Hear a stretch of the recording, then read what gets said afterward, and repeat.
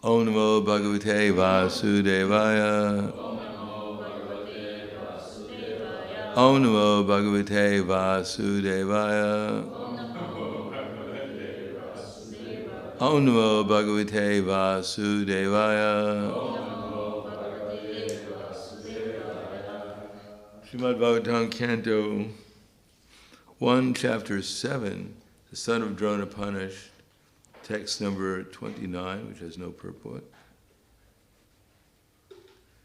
Shri Sutta Goswami said, hearing this from the personality of Godhead, Arjuna touched water for purification, and after circumambulating Lord Shri Krishna, he cast his Brahmastra weapon to counteract the other one.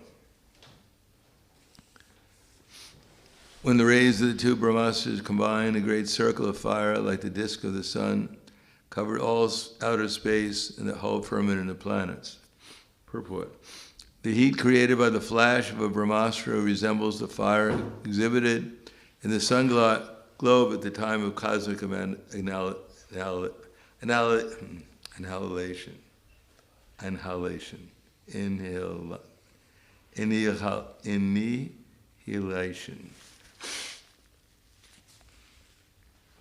The radiation of atomic energy is very insignificant in comparison to the heat produced by a Brahmastra. The atomic bomb explosion can at utmost blow up one globe, but the heat produced by the Brahmastra can destroy the whole cosmic situation. The comparison is therefore made to the heat at the time of annihilation. All the population of the three worlds was scorched by the combined heat of the weapons. Everyone was reminded of the Samvataka fire, which takes place at the time of annihilation. Purport. The three worlds are the upper, low, and intermediate planets of the universe. Although the Brahmastra is released on this earth, the heat produced by the combination of both weapons covered all the universe, and all the populations on all the different planets began to feel the heat excessively and compared it to that of the Samvataka fire. No planet, therefore, is without living beings, as less intelligent materialistic men think.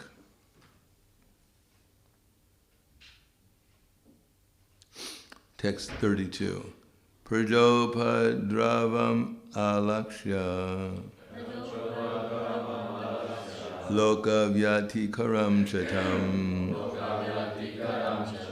matam cha vasudevasya sanjahararjuno dvaryam prajopadravam alakshya loka vyatikaram chatam matam cha vasudevasya sanjahararjuno dvaryam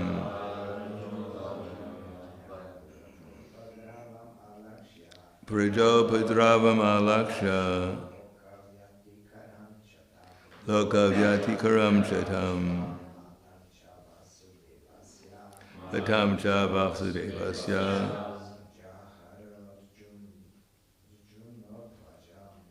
janjahararjuno dvaryam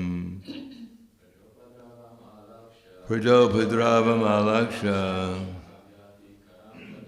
lokam vyatikaram chatam matam cha vasudevasya sanjahararjuno dvaryam prajopadravam alakshya loka vyatikaram chatam matam cha vasudevasya sanjahararjuno dvaryam. Ladies. Prajopadravam alakshya loka vyatikaram chatam matam cha vasudevasya sanjahararjuno dvaryam. Praja the people in general. Upadravam, disturbance. Alaksha, having seen it. Loka, the planets. Yatikaram, destruction. Cha, also. Tam, that. Matam cha, and the opinion. Vasudevasya, of Vasudeva. Shri Krishna. Sanjahara, retracted. Arjuna, Dvayam, both the weapons. Translation and purport by His Divine Grace, A.C. Bhaktivedanta Swami Srila Prabhupada. Thus, seeing the disturbance of the general populace and the imminent destruction of the planets, Arjuna at once retracted both Brahmastra weapons, as Lord Shri Krishna desired. Please repeat. Thus, seeing the disturbance of the general populace and of the imminent destruction of the planets, Arjuna at once retracted both Brahmastra weapons, as Lord Shri Krishna desired. Purport. The theory that the modern atomic bomb explosions can annihilate the world is childish imagination. First of all, atomic energy is not powerful enough to destroy the world. And secondly, ultimately it all rests on the supreme will of the Supreme Lord, because without His will or sanction, nothing can be built up or destroyed. It is foolish also to think that natural laws are ultimately powerful. Material nature's law works under the direction of the Lord, as confirmed in the Bhagavad Gita. The Lord says that there are natural laws working under His supervision. The world can be destroyed only by the will of the Lord and not by the whims of the tiny politicians.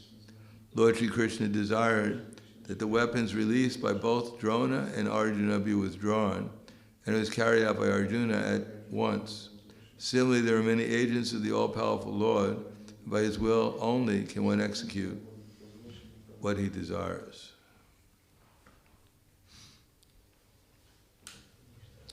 Namo Vishnu Padaya Krishna Prasthaya Bhutaya Srimate Bhaktivedanta Swami Namane Namaste Saraswati Deve Gauravani Pacharane Nirvishesha Srinivadi Paskyadyade Satarane.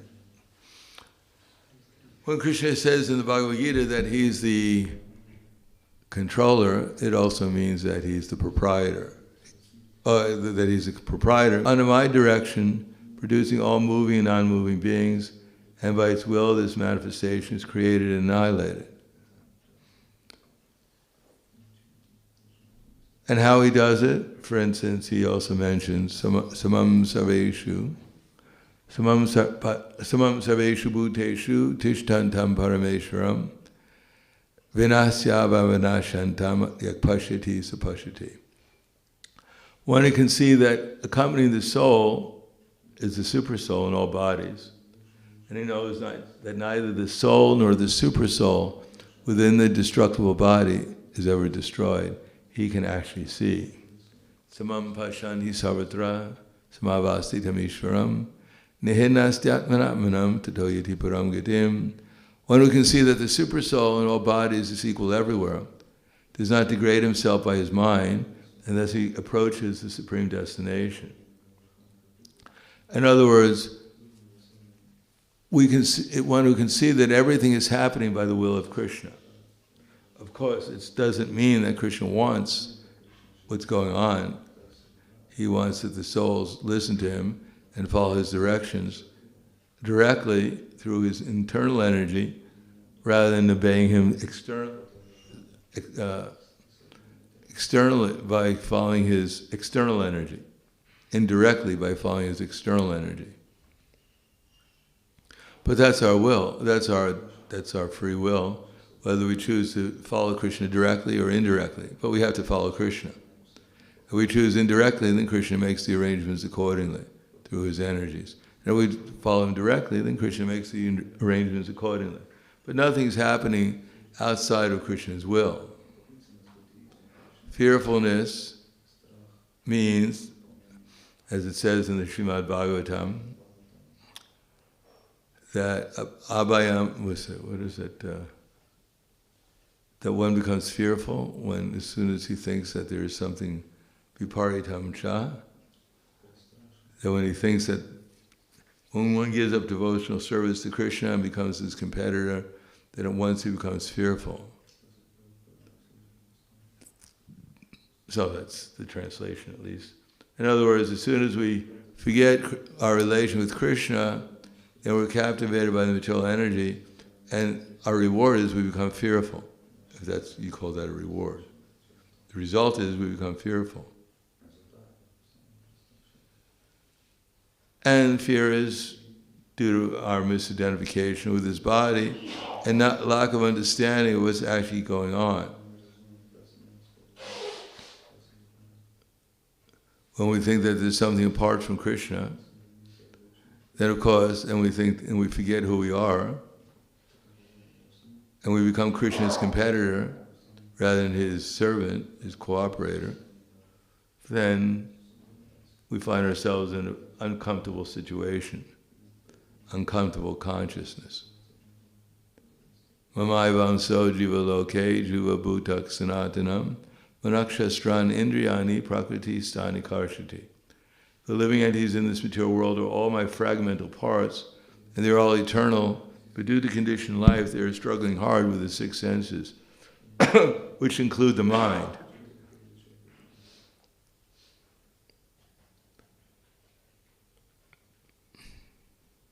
Does anyone know that verse from the 11th canto? Where it says about as soon as we turn our face away from Krishna and we become his competitor, then at once we're captivated by the illusory energy.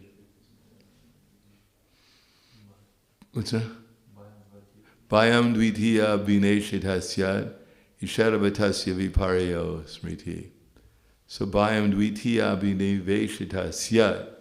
So fear arises when we see things viparitam, the opposite of what they actually are.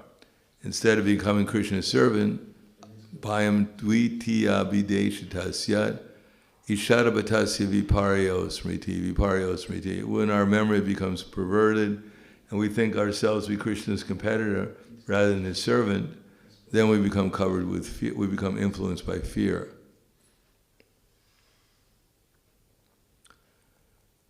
Therefore, we should see that our struggle with the material nature is actually the result of our misidentification with the body and not taking shelter of Krishna. In other words, we're not actually part of the material energy, we're the experiencer of the material energy. Just like we don't become the spiritual energy, we become the experiencer of the spiritual energy. We can't become the whole spiritual energy, nor do we become the whole material energy. But we experience it through our six senses, which include the mind.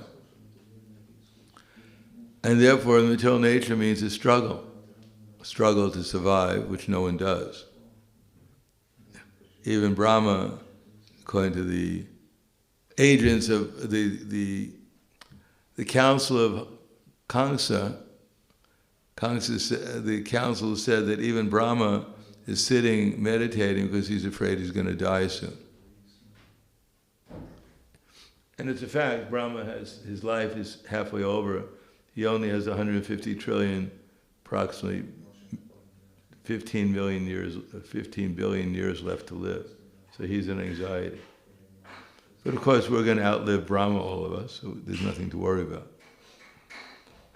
Long after Brahma disappears, we'll be still happily chanting Hare Krišna and taking prasadam in this world. But actually, we will be, hopefully, in the spiritual world. But the point is that we think we're struggling, but actually what we're struggling is because we've forgotten Krishna. And therefore we don't know what to do in order to save ourselves from death. But we can't save ourselves from death. And there's no need to because we're not going to die. because we're all eternal. And to save this body from death is impossible, because we can't stop it from changing even one moment. So we're just wasting our time, actually, making all these arrangements to preserve this body, which is constantly disappearing anyhow, at every moment. We're getting a new body. So we're just wasting our time here, actually, in a futile attempt to find eternal happiness in a miserable temporary world. And if we don't understand that, then we're fool number one. And of course, we're tied for fool number one with a lot of other conditioned souls. We're all fool number one. But we've become accustomed to think ourselves to be very advanced. That we're in a very advanced technological society. We have so many comforts. We have so many cars and computers, and they're making new ones all the time. They're going faster and faster. They have more and more memory, and we're going slower and slower, and we're losing our memory. Therefore, they're saying the future belongs to the robots, to the computers. Human beings will become useless, obsolete after some time, because they won't have any memory. The computers will have all the memory. And we'll just be, So that's the result of going against Krishna. We become dull like a stone. We'll never become a stone, but our consciousness will become dull.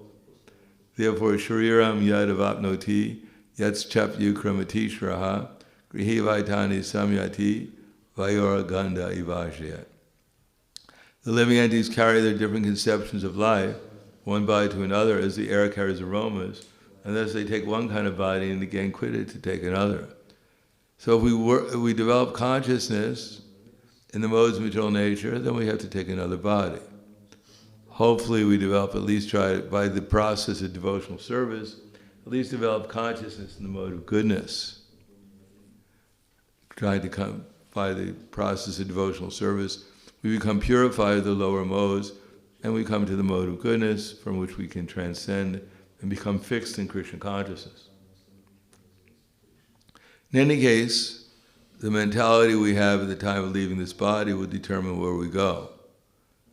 Ante Narayana Smriti. The idea is to remember Krishna at the time of death. If anything we're doing that will not help us remember Krishna at the time of death, we're just wasting our time.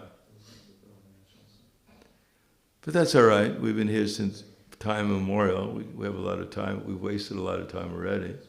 So we want to waste time and gradually go back to Godhead, and time immemorial from now go back to Godhead and suffer the misery of material existence. That's certainly our choice if we want to take it. Or if we want to take Krishna consciousness more seriously, then we can gradually make some progress by simply accepting the process. Coming to the program, chanting Hare Krishna, taking prasadam, dancing, hearing about Krishna, worshipping the deities. That we can do and gradually make some progress out of this misconception that I'm actually part of the material world, and that when my body's suffering in a difficult position, then that's actually affecting me. And maybe we're conscious of it. It's not enjoyable when the body's suffering, but it's not supposed to be. It's supposed to help us get detached from the body. If we were in bliss all the time in this body, we'd never want to leave it. We'd never want to leave the material world.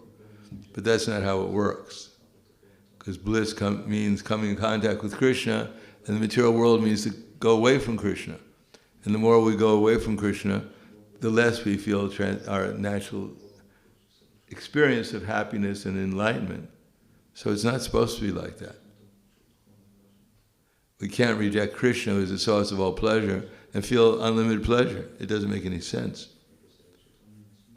If we want to feel unlimited pleasure, we have to be in contact with the source of unlimited pleasure. And if we go away from that contact, then the pleasure and the enlightenment, the knowledge will reduce. So that's up to us. We're fortunate because we have the opportunity to know which way to go, and then if we don't go the right way, and we start suffering, or we become bewildered or confused or whatever, and then we have some way of finding out why I'm feeling depressed or morose or confused, because we're acting in the modes of nature, and that's what it's supposed to be. If it wasn't like that, then the Bhagavad Gita would be wrong. If the Bhagavad Gita was wrong, we're in the wrong place. But it just proves the fact that either when we go to Krishna, there's enlightenment and pleasure. We go away from Krishna, there's confusion and depression. And that's what Krishna says in the Bhagavad Gita. The result of, and therefore we can see how Krishna is controlling here. And the important thing is, if we're becoming conscious of Krishna by following his instructions, or we're becoming less conscious of Krishna by not following his instructions. Therefore, Krishna says, Karmana sukritasyahu satikam nimralam palam rajasastu palam dukam agana tamasa palam sattvam sanjayate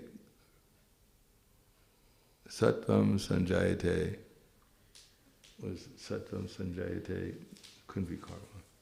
Sattvam sanjayate jnanam. Luckily there's a super soul to remind me. Sattvam sanjayate jnanam rajaso loba evacha pramado moha tamaso bhavato jnana evacha. So we act in the mode of goodness, we get enlightenment. We understand and experience things as they are. We act in the mode of passion, sattvam sanjayate jnanam rajaso loba. We become greedy. And sattvam sanjayate jnana raja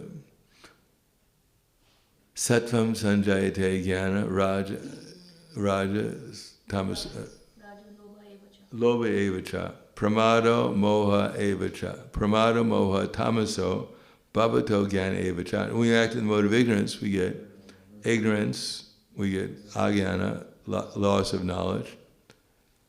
Sattvam sanjayate jnanam rajaso loba evacha pramado, we get delusion, madness actually, pramada means a madness. Pramada, moha, illusion.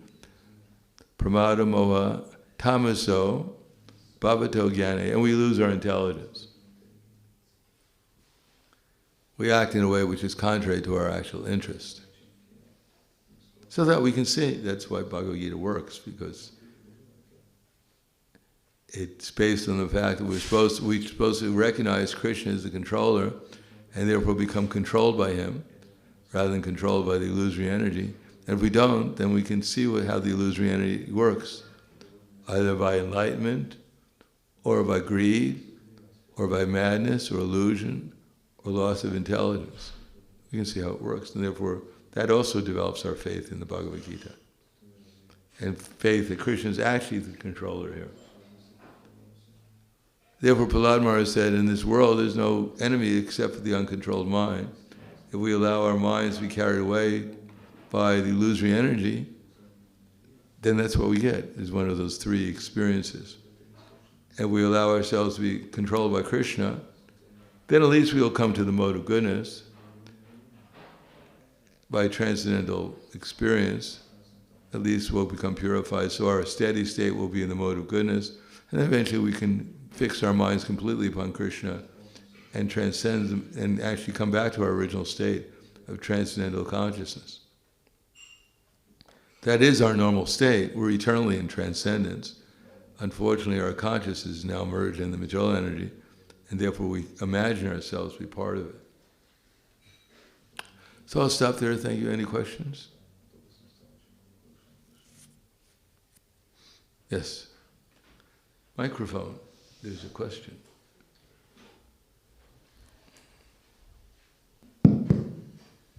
Hare Krishna, thank you for the lecture.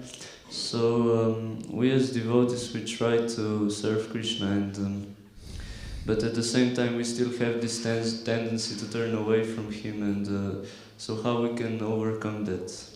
Well, just by use our intelligence, see what happens when we turn away from Krishna. Vaya dvitiya binevasi. Krishna bahir mukha bhoga vanchitare nikatasta maya tare japatiyadare. that as soon as Krishna Bahirmukha, as soon as we turn our attention away from Krishna, then Maya is there to slap us down. So we get slapped, we think, well, I guess I made a mistake. Maybe I shouldn't have turned my way away from Krishna. Now, if we like getting slapped, it means we're crazy. There's not much you can do when you're dealing with a crazy person. So we should stop being crazy and realize it's not nice getting slapped.